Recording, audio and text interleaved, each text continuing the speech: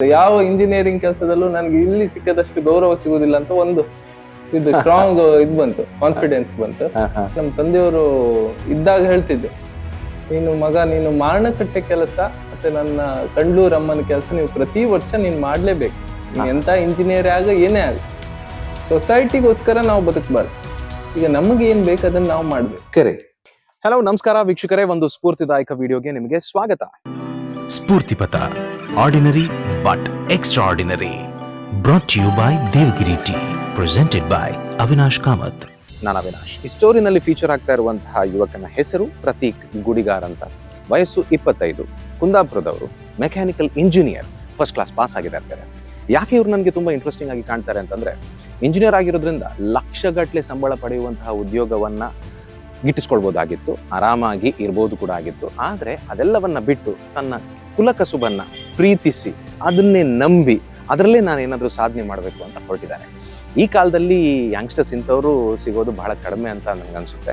ಇವ್ರ ತಂದೆ ಪ್ರದೀಪ್ ಗುಡಿಗಾರ್ ಅಂತ ಬಹಳ ದೊಡ್ಡ ಶಿಲ್ಪಿ. ಅವರು ಬ್ರಹ್ಮಲಿಂಗೇಶ್ವರ, ಮಾರಣಕಟ್ಟೆ ಬ್ರಹ್ಮಲಿಂಗೇಶ್ವರನ ಆ ವಿಗ್ರಹ ಇದೆಯಲ್ಲ, ಅದನ್ನ 2013ರಲ್ಲಿ ಕೆತ್ತಿದ್ದು ಇವರೇ. ಪ್ರತೀಕ್ ಅದೇ ವಿಗ್ರಹಕ್ಕೆ ಪ್ರತಿ ವರ್ಷ ಪೇಂಟಿಂಗ್ ಕೂಡ ಮಾಡ್ತಾರೆ. ಈ ಸಣ್ಣ ವಯಸ್ಸಿಗೆ ಸಾಕಷ್ಟು ದೈವಸ್ಥಾನಗಳು ಮತ್ತೆ ಗರಡಿಗಳಲ್ಲಿ ವಿಗ್ರಹಗಳನ್ನ ಬಹಳ ಸುಂದರವಾಗಿ ಕೆತ್ತಿದ್ದಾರೆ. ಸ್ಟೋರಿ ತುಂಬಾ ಇಂಟ್ರೆಸ್ಟಿಂಗ್ ಆಗಿದೆ ನೋಡಿ. ಪ್ರತೀಕ್ ಅವರೇ, ಇದು ಕುಲಕಸುಬಾದ್ರು ಎಲ್ರಿಗೂ ಇದ್ರ ಬಗ್ಗೆ ಆಸಕ್ತಿ ಬರಬೇಕು ಅಂತೇನಿಲ್ಲ ಅಲ್ವಾ? ಹೌದು, ಈಗ ಲೋಕದಲ್ಲಿ ಹಾಗೆ ನಡೀತಾ ಇರೋದು ಹೆಚ್ಚು ಕಡಿಮೆ. ಆದ್ರೆ ನೀವು ಆ ಆಸಕ್ತಿಯನ್ನ ಬೆಳೆಸ್ಕೊಂಡ್ರಿ, ಅದನ್ನ ನೆಚ್ಚಿಕೊಂಡ್ರಿ. ಇದು ಹೇಗಾಯ್ತು ಅಂತ ಅಂದ್ರೆ 21ನಲ್ಲಿ ನಮ್ಮ ತಂದೆಯವರು ಆ ಕೋವಿಡ್ ಟೈಮಲ್ಲಿ ಎಕ್ಸ್ಪೈರ್ ಆಗ್ತಾರ. ಒಂದು ವೇಳೆ ನಾನು ಒಂದು ಫೈನಲ್ ಇಯರ್ ಇಂಜಿನಿಯರಿಂಗ್ ಇರ್ತೇನೆ. ಫೈನಲ್ ಇಯರ್ ಇಂಜಿನಿಯರಿಂಗ್ ಇದ್ದು ಈ ಕೆಲಸ ಕೆಲವುದು ಅವರು ಹಿಡಿದದ್ದ ಕೆಲಸ ಪೆಂಡಿಂಗ್ ಇರ್ತದೆ. ಅವರು ಇಲ್ಲಾದಾಗ ಅದು ಕಂಪ್ಲೀಟ್ ಮಾಡ್ಕೊಡೋರು ಒಬ್ರು ಬೇಕಾಗ್ತಾರೆ. ಹಾಗೆ ನಮ್ದು ಕುಲಕಸ್ಬು ಇದೆ ಅಲ್ವಾ, ನಾನೀಗ ಅಲ್ಲಿ ಅದನ್ನು ಕಂಪ್ಲೀಟ್ ಮಾಡ್ಕೊಂಡು ಇದನ್ನು ಏನೋ ಒಂದು ಮೇಂಟೈನ್ ಮಾಡ್ಬೇಕಂತ ಒಂದು ಮತ್ತೆ ಫ್ಯಾಮಿಲಿ ಜವಾಬ್ದಾರಿನೂ ಇದೆ. ಈಗ ನಾನು ಅಲ್ಲಿ ಇನ್ನೂ 1 ವರ್ಷ ನಾನಲ್ಲಿ ಕಲಿಬೇಕಾಗ್ತದೆ. ಸೀದಾ ವರ್ಕ್ ಸಿಗೋದಿಲ್ಲ ಅಲ್ಲ. ಕರೆಕ್ಟ್. ಅಲ್ಲಿ ಕಲ್ತು ಇದನ್ನ ಮಾಡುವ, ಹೇಗೂ ನಮ್ ಕುಲಕಸ್ಬಲ್ಲ, ಕುಲಕಸ್ಬು ಕೈ ಬಿಡುದಿಲ್ಲ ಅಂತ ಒಂದು ನಂಬಿಕೆ ಉಂಟಲ್ಲ. ಆ ಲೆಕ್ಕದಲ್ಲಿ ಇದನ್ನ ಧೈರ್ಯ ಮಾಡಿ ಒಂದು ಮಾಡುವ, ಮುಂದೆ ಏನಾಗ್ತದೆ ನೋಡುವ ಅಂತ ಮಾಡಿದಾಗ ಒಂದು ಒಳ್ಳೆ ಆಸಕ್ತಿ ಬಂತು. ಮತ್ತೆ ತಂದೆಯವರೆಲ್ಲ ಮಾಡಿದ್ ನೋಡ್ತಾ ಇದ್ದೆ. ಹಾಗೆ ಅವರಿಗೆ ಸಿಗುವಂತ ಬೆಲೆ, ಆ ಮೂರ್ತಿ ಮಾಡಿದಾಗ ಸಿಗುವಂತ ಗೌರವ, ಅದು ಒಂದ್ ಸ್ವಲ್ಪ ನೆಕ್ಸ್ಟ್ ಲೆವೆಲ್ ಇದ್ದಿತ್ತು. ಒಂದ್ ಸ್ವಲ್ಪ ಹೇಗಂದ್ರೆ, ಈಗ ಮೂರ್ತಿ ಮಾಡಿದವರು ಅಂದ್ರೆ ಒಂದು ಒಳ್ಳೆ ರೆಸ್ಪೆಕ್ಟ್ ಇದೆ ಸಮಾಜದಲ್ಲಿ. ದೈವದ ಮೂರ್ತಿ ಮಾಡೋರು ಇವರು ಅಂತ ಒಂದು ಒಳ್ಳೆ ಕೆಲಸನೂ ಹೌದು. ಒಂದು ದೇವರನ್ನ ಮೂರ್ತಿ ಸೃಷ್ಟಿ ಮಾಡುವಂತದ್ದು ಒಂದು ಪುಣ್ಯದ ಕೆಲಸನೂ ಹೌದು. ಹಾಗೆ ನಂಗೆ ಅದ್ರ ಮೇಲೂ ಒಂದು ಆಸಕ್ತಿ ಇದ್ದಿತ್ತು. ಮತ್ತೆ ಚಿಕ್ಕಿಂದ ನೋಡ್ತಾ ಬಂದಿದ್ದೆ. 5ನೇ ಕ್ಲಾಸಿಂದ ನಾನು ಸ್ಟಾರ್ಟ್ ಮಾಡಿದ್ದಿದ್ದು ಕೆಲಸ ನೋಡಿ. ಅವ್ರ ಜೊತೆನೆ ಹೀಗೆ ಪೇಂಟಿಂಗ್ ಹೀಗೆಲ್ಲ ಮಾಡ್ತಾ ಇದ್ದೆ. ಮೂರ್ತಿ ಮಾಡಿ ನನ್ಗೆ ಗೊತ್ತಿರ್ಲಿಲ್ಲ, ಆದ್ರೂ ಒಂದು ಧೈರ್ಯ ಮಾಡ್ದೆ, ಏನಾಗ್ತದೆ ನೋಡುವ, ಹೇಗೂ ನಮ್ಮ ಕೆಲಸನೇ ಇದು ಅನ್ಕೊಂಡು ಧೈರ್ಯ ಮಾಡಿ ಒಂದು ಮುಂದೆ ಬಂದೆ. ಹಾಗೆ ಆ ಫೀಲ್ಡಿಗೆ ಬಂದ ತಕ್ಷಣ ಗೊತ್ತಾಯ್ತು ಈ ಕೆಲ್ಸದ ಪ್ರಾಮುಖ್ಯತೆ, ಹಾಗೆ ಈ ಕೆಲ್ಸದಲ್ಲಿ ಸಿಗುವಂತ ಗೌರವ ಎಲ್ಲ ಗೊತ್ತಾಯ್ತು. ಯಾವ ಇಂಜಿನಿಯರಿಂಗ್ ಕೆಲಸದಲ್ಲೂ ನನಗೆ ಇಲ್ಲಿ ಸಿಕ್ಕದಷ್ಟು ಗೌರವ ಸಿಗುದಿಲ್ಲ ಅಂತ ಒಂದು ಇದು ಸ್ಟ್ರಾಂಗ್ ಇದ್ ಬಂತು, ಕಾನ್ಫಿಡೆನ್ಸ್ ಬಂತು. ಸೊ ನಾನು ಇದನ್ನೇ ಮಾಡುವ ಅಂತ ಒಂದು ಧೈರ್ಯ ಮಾಡಿ ಇಂಜಿನಿಯರ್ ಕಂಪ್ಲೀಟ್ ಮಾಡ್ಬಿಟ್ಟು ಕಡೆಗೆ ಮತ್ತೆ ವರ್ಕ್ ಬೇಡ, ಇದಕ್ಕೆ ಬರುವ ಅಂತ ಫಿಕ್ಸ್ ಆಗಿ ಬಿಟ್ಟೆ. ಓಕೆ. ಆಗ ನಿಮ್ ತಂದೆಯವ್ರು ತೀರ್ಕೊಂಡಾಗ ನಿಮ್ಗೆ ಎಷ್ಟು ವಯಸ್ಸು? ನಂಗೆ 21 ವರ್ಷ. 21. ಓಕೆ. ನೋಡೋದಕ್ಕೂ ಮಾಡೋದಕ್ಕೂ ತುಂಬಾ ವ್ಯತ್ಯಾಸ ಇದೆ ಬಿಡಿ.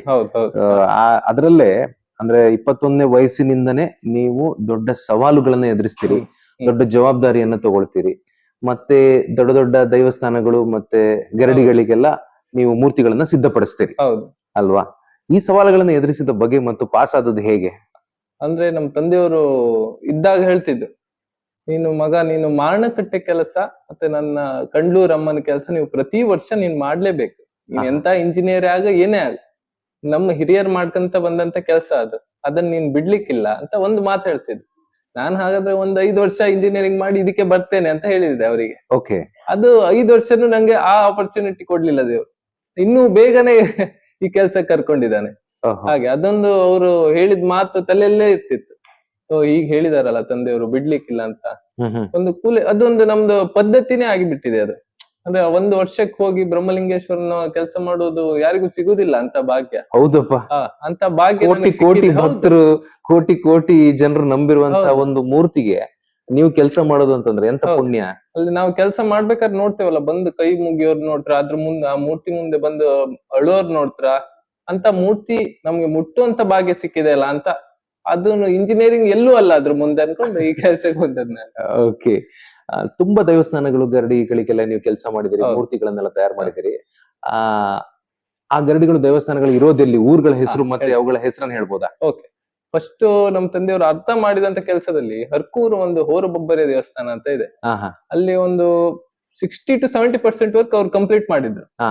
ಕಡೆಗೆ ಒಂದು 30% ವರ್ಕ್ ಪೆಂಡಿಂಗ್ ಇದ್ದಿತ್ತು, ಇನ್ಕ್ಲೂಡಿಂಗ್ ಪೇಂಟಿಂಗ್ ಅಂಡ್ ಕಾರ್ವಿಂಗ್. ಎರಡೂ ನಾನು ಮಾಡ್ದೆ. ಅದೊಂದು ಫಸ್ಟ್ ಕೆಲಸ ನಂದು. ಅದ ನಂತರ ಕೊಮ್ಮೆ ಕೆಲಸ ಅಂತ, ಕೊಮ್ಮೆ ಇಲ್ಲಿ ಕೋಟದ ತೆಕ್ಕಟ್ಟೆ ಹತ್ರ ಕೊಮ್ಮೆ ಅಂತ ಒಂದು ದೇವಸ್ಥಾನ ಇದೆ. ಆ ದೇವಸ್ಥಾನದಲ್ಲಿ ಒಂದು ಸಾಧಾರಣ ಒಂದು 20-25 ವಿಗ್ರಹ ಇದೆ. ಅದು ಸಹ ಒಂದು 50% ಕಂಪ್ಲೀಟ್ ಮಾಡಿದ್ರು ಅವ್ರು. ಬಾಕಿ 50% ನಾವೇ ನಮ್ ಟೀಮ್, ನಮ್ ತಂದೆಯವ್ರ ಜೊತೆ ಇದ್ದ ವರ್ಕರ್ಸ್ ಹಾಗೆ ನಾನು ಎಲ್ಲ ಸೇರಿ ಕಂಪ್ಲೀಟ್ ಮಾಡಿ ಅದ್ ಕೊಟ್ಟಿದ್ದೇನೆ. ಕಡೆಗೆ ಅದನ್ನೆಲ್ಲ ನೋಡಿ ಕೆಲಸ ಮಾಡ್ತಾನೆ ಹುಡುಗ ಅಂತ ಹೇಳಿ ಒಂದ್ 2-3 ಕಡೆಗೆ ವರ್ಕ್ ಬಂದಿದೆ. ಹಾಗೆ ಕಡೆಗೆ ಮೊದಲನೇ ಗರಡಿ ನಂದು ಎರುಕೋಣೆ ಗರಡಿ ಅಂತ. ಅಲ್ಲಿ ಎರುಕೋಣೆ ಗರಡಿಯಲ್ಲಿ ನಮ್ಮ ತಂದೆಯವರು ಆರ್ಡರ್ ತಗೊಂಡ್ ಬಂದಿದ್ರು ಅಷ್ಟೇ. ಅಲ್ಲೂ ಸ್ವಲ್ಪ ಕಾಂಪಿಟೇಷನ್ ಎಲ್ಲ ಆಗಿ ಕಡೆಗೆ ನೀವೇ ಮಾಡಿ ಅಂತ ಒಂದು ಅಡ್ವಾನ್ಸ್ ಆಗಿತ್ತು ನಮ್ ತಂದೆಯವರಿಗೆ. ಅದು ಆ ಕೆಲಸ ಮಾಡಿದ ತಕ್ಷಣ ಅಡ್ಡಿಲ್ಲ, ಒಳ್ಳೆ ವರ್ಕ್ ಮಾಡ್ತಾರೆ ಮತ್ತೆ ಅದ್ರ ಮೇಲೆ ಕಾನ್ಸಂಟ್ರೇಟ್ ಮಾಡಿ ಒಂದೊಂದು ಮೂರ್ತಿನೂ ಸ್ಟಡಿ ಮಾಡಿ ಮಾಡ್ತಿದ್ದೆ ನಾನು. ಅಂದ್ರೆ ಯಾವ್ಯಾವ ಮೂರ್ತಿಗೆ ಯಾವ್ಯಾವ ರೂಪ, ಹಾಗೆ ಇದನ್ನೆಲ್ಲ ಸ್ಟಡಿ ಮಾಡಿ ಒಂದು ಮೂರ್ತಿ ಮಾಡ್ತಿದ್ನ. ಅದನ್ನೆಲ್ಲ ನೋಡಿದವರಿಗೂ ಒಂದು ಖುಷಿ ಆಯ್ತು, ಅದ್ರ ಬಗ್ಗೆ ಒಂದು ಆಸಕ್ತಿ ತೋರಿಸ್ತಾ ಇದ್ದಾರಲ್ಲ ಯುವಕನಾದ್ರೂ ಒಂದು ತೋರಿಸ್ತಿದ್ದಾನಂತ ಹೇಳಿ ಸುಮಾರು ಕಡೆದ್ ಮಾಡಿದ್ದೇನೆ. ಒಂದು ಏಣುಗುಡ್ಡೆ ಗರಡಿ ಮಾಡಿದ್ದೇನೆ, ಕಟ್ಪಾಡಿ ಏಣುಗುಡ್ಡೆ ಗರಡಿ ರೀಪೇಂಟಿಂಗ್ ಅಲ್ಲಿ. ಒಂದು ಹುಲಿ ವಿಗ್ರಹ ಒಂದು ಹೊಸ್ತು ಮಾಡಿದ್ದೇವೆ. ಕಡೆ ಕಂಕನಾಡಿ ಕೋಟೆ ಗರಡಿ ರೀಪೇಂಟಿಂಗ್ ಮಾಡಿದ್ದೇವೆ. ಕಡೆಗೆ ಇದು ಮಾಣಿಬೆಟ್ಟು ಗರಡಿಯಲ್ಲಿ ರೀಪೇಂಟಿಂಗ್. ಕಡೆ ಪಕ್ಕಿಬೆಟ್ಟು ಸಂತೆಕಟ್ಟೆ ಗರಡಿಯಲ್ಲಿ ರೀಸೆಂಟ್ ಆಗಿ ಮಾಡಿರೋದು, ಅದು ಸಹ ರೀಪೇಂಟಿಂಗ್ ಮಾಡಿರೋದು. ಮತ್ತೆ ಒಂದು 4-5 ವಿಗ್ರಹ ಚೇಂಜ್ ಮಾಡಿದ್ದೇವೆ. ಆಮೇಲೆ ಮತ್ತೆ ಏಣುಗುಡ್ಡೆ ಇಲ್ಲಿ ಕಿನ್ನಿಮುಲ್ಕಿ ಗರಡಿದೊಂದು ರೀಸೆಂಟ್ ಆಗಿ ಮಾಡಿದೆ ಉಡುಪಿಯಲ್ಲಿ. ಗರಡಿಗಳಲ್ಲಿ ಇದಿಷ್ಟ ಆಯ್ತು. ಮತ್ತೆ ದೇವಸ್ಥಾನ ತುಂಬಾ ಮಾಡಿದ್ದೇವೆ, ಒಂದು 40-45 ದೇವಸ್ಥಾನ ಮಾಡಿದ್ದೇವೆ ಗರಡಿ ಬಿಟ್ಟು. ನಿಮ್ಮ ಕೆಲಸದ ವೈಶಿಷ್ಟ್ಯತೆ ಏನು? ಅಂದ್ರೆ ಅದೇ, ನಾನು ಈಗ ಒಂದು ಮಾಸ್ತಿ ಅಂತ ಒಂದು ವಿಗ್ರಹ ಬಂತಂದ್ರೆ ಅದ್ರ ಬಗ್ಗೆ ರಿಸರ್ಚ್ ಮಾಡ್ತೇನೆ. ಯಾವ ಶೈಲಿ ಇದೆ ಮಾಸ್ತಿಯಲ್ಲಿ, ಆ ಕ್ಷೇತ್ರಕ್ಕೆ ಯಾವ ಟೈಪ್ ವಿಗ್ರಹ ಬೇಕು, ಆಯುಧಗಳು ಹೇಗಿರ್ಬೇಕು, ಮಾಸ್ತಿ ಆಯುಧಗಳು, ಕಡೆಗೆ ರೂಪ ಲಾವಣ್ಯಗಳನ್ನ ನೋಡಿ ಯಾವ ರೀತಿ ಬೇಕಂತ ಆ ರೀತಿ ಪಾರ್ಟಿಯಲ್ಲಿ ಡಿಸೈಡ್ ಮಾಡಿ, ಕಸ್ಟಮರ್ ಹತ್ರ ಡಿಸೈಡ್ ಮಾಡಿ, ನಿಮ್ಮಲ್ಲಿ ಮೂಲ ಹೇಗೆ, ಮುಂಚಿನ ಕತೆ ಹೇಗೆ ಎಲ್ಲ ಕೇಳಿ ಮಾಡಿ ಆ ಮೂರ್ತಿಗೆ ಯಾವ್ಯಾವ ರೂಪ ಬೇಕಂತ ಡಿಸೈಡ್ ಮಾಡಿಯೇ ಮಾಡುವಂತದ್ದು. ಸ್ಟಡಿ ಮಾಡಿ. ಈಗ ಮಾಸ್ತಿ ಅಂದ್ರೆ ನಮ್ಗೆ ಗೊತ್ತುಂಟು ಯಾವ ರೀತಿ ಬರ್ತದಂತ, ಅದೇ ರೀತಿ ಒಂದೇ ರೀತಿ ಮಾಡುದಿಲ್ಲ, ಒಂದೊಂದು ಕ್ಷೇತ್ರಕ್ಕೆ ಡಿಪೆಂಡ್ ಆಗಿರುತ್ತೆ. ಆ ಕ್ಷೇತ್ರಕ್ಕೆ ಆ ಸ್ಟೋರಿನೇ ಇರ್ತದೆ ಒಂದೊಂದು ದೈವಕ್ಕೆ. ಹಾಗಾಗಿ ಅದನ್ನೆಲ್ಲ ಕೇಳಿ ಮಾಡಿ ಮಾಡುವಂತದ್ದು. ಈಗ ಆಧುನಿಕ ತಂತ್ರಜ್ಞಾನದ ಯುಗ. ಓಕೆ, ಇಲ್ಲಿ ಎಲ್ಲವೂ ಈಸಿಯಾಗಿ ಸಿಕ್ಕುವಂಥದ್ದು. ನೀವು ಒಬ್ಬ ಮೆಕ್ಯಾನಿಕಲ್ ಇಂಜಿನಿಯರ್, ಯಾವ್ದೋ ಚೆನ್ನೈ, ಮುಂಬೈ, ಡೆಲ್ಲಿ, ದುಬೈ ಎಲ್ಲಾದ್ರೂ ಹೋಗಿ ಒಂದು ಕಾರ್ಪೊರೇಟ್ ಆಫೀಸ್ ಅಲ್ಲಿ ಕೂತ್ಕೊಂಡು AC ರೂಮ್ ಅಲ್ಲಿ ಕೂತ್ಕೊಂಡು ಒಂದು ಟೀಮ್ ಲೀಡ್ ಮಾಡ್ಕೊಂಡು ಲ್ಯಾಕ್ಸ್ ಟುಗೆದರ್ ಸಂಪಾದನೆ ಮಾಡಬಹುದು, ಜೋರಾಗಿ ತಿರುಗಬಹುದು, ಇದೆಲ್ಲ ಮಾಡಬಹುದಾಗಿತ್ತು. ಬಟ್ ಅದ್ರತ್ತ ಸ್ವಲ್ಪನೂ ಒಲವಿಲ್ಲ ನಿಮ್ಗೆ? ಅಂದ್ರೆ ಅದೇ ಹೇಳ್ತೇನೆ, ಈಗ ಇಂಜಿನಿಯರಿಂಗ್ ಏನೇ ಆದ್ರೂ ಸ್ಟಾರ್ಟಿಂಗ್ ಅಲ್ಲಿ ಈಗ ಒಬ್ರು ಅಂಡರ್ ವರ್ಕ್ ಮಾಡುವಂತದ್ದೇ ಅದೊಂದು ಬೇಸಿಕ್. ಅದು ನಾರ್ಮಲಿ ಥಿಂಕ್ ಮಾಡುವಾಗ ಅದೊಂದು ಬೇಸಿಕ್ ಥಿಂಕಿಂಗ್ ಎಲ್ರಿಗೂ ಬರ್ತದೆ. ಮತ್ತೊಂದು ಇದು ನಮ್ಮ ಪರಿವಾರದವ್ರ ಒಂದು ಬಿಸ್ನೆಸ್ ಅಂತಾನೆ, ಒಂದು ಬಿಸ್ನೆಸ್ ರೀತಿಯಲ್ಲಿ ನೋಡ್ರು ಇದು ಒಂದು ನಮ್ ಬಿಸ್ನೆಸ್ ರೀತಿಯೇ ಆಗ್ತದೆ. ಯಾಕಂದ್ರೆ ಈಗ ಕುಲಕಸ್ಬು ಸೆಕೆಂಡರಿ ಆಗ್ತದೆ.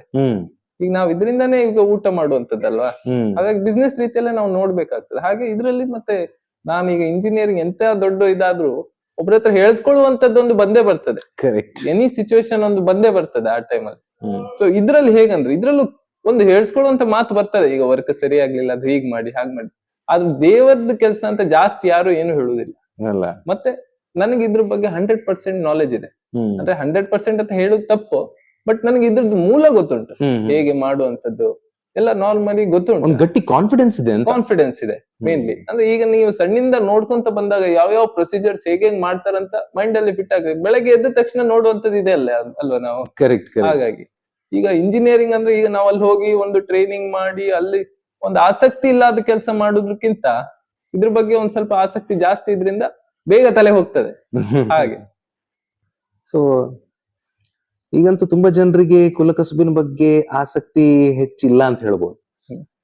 ಅವರು ಈಸಿ ಮನಿ, ಹೆಚ್ಚು ಮೈ ಬಗ್ಸ್ಬೇಕು, ಇಂಥದ್ದೆಲ್ಲ ಬೇಡ, ಸುಲಭವಾಗಿ ಎಲ್ಲ ಆಗ್ಬೇಕು, ಕುಲಕಸಬು ಅದ್ರ ಪಾಡಿಗೆ ಇರ್ಲಿ, ಮುಂದುವರೆದು ಬರ್ಲಿ, ನಮ್ಗೇನ್ ಅದ್ರ ಬಗ್ಗೆ ಜಾಸ್ತಿ ಆಲೋಚನೆ ಇಲ್ಲ ಅಂತ ಹೇಳೋರೆ ಜಾಸ್ತಿ ಯಂಗ್ಸ್ಟರ್ಸ್ ಈಗ.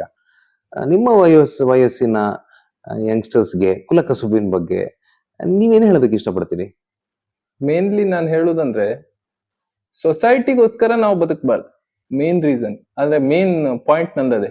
ಈಗ ನಮಗೆ ಏನ್ ಬೇಕು ಅದನ್ನ ನಾವು ಮಾಡ್ಬೇಕು, ಕರೆಕ್ಟ್ ಅಲ್ವಾ? ಈಗ ನಾನೊಂದು ದೊಡ್ಡ ಕೆಲಸದಲ್ಲಿದ್ದೇನೆ, ಒಳ್ಳೆ ಸ್ಟ್ಯಾಂಡರ್ಡ್ ಆಗಿದ್ದೇನೆ, ಅದೆಲ್ಲ ಸೆಕೆಂಡ್ರಿ. ಈಗ ನನಗೆ ಈಗ ಹೇಗಂದ್ರೆ, ಈಗ ನಾನೇ ನಾರ್ಮಲ್ ಕ್ಲೋತ್ ಹಾಕೊಂಡ್ಬಂದು ಬಣ್ಣ ಹಚ್ಚಿದೆ, ಮೈಗೆಲ್ಲ ಬಣ್ಣ ಆಯ್ತು, ಏನ್ ಸಮಸ್ಯೆ ಇಲ್ಲ. ನಿನ್ಗೆ ಆ ಕೆಲಸದಿಂದ ನೆಮ್ಮದಿ ಇದ್ರೆ ಅದೇ ಮಾಡ್ಬೇಕು, ಕರೆಕ್ಟಾ? ಮತ್ತೆ ಯೂತ್ಸಿಗೆ ಹೇಳುದು ನಾನಷ್ಟೇ, ನಾವೀಗ ಇನ್ನೊಬ್ರು ಅಂಡರ್ ವರ್ಕ್ ಮಾಡೋದ್ರಕ್ಕಿಂತ ಫ್ಯಾಮಿಲಿದೇ ಒಂದು ಬಿಸ್ನೆಸ್ ಅಂತ ಇದ್ರೆ ಅದು ಮಾಡೋದ್ರಲ್ಲಿ ಏನೂ ತಪ್ಪಿಲ್ಲ.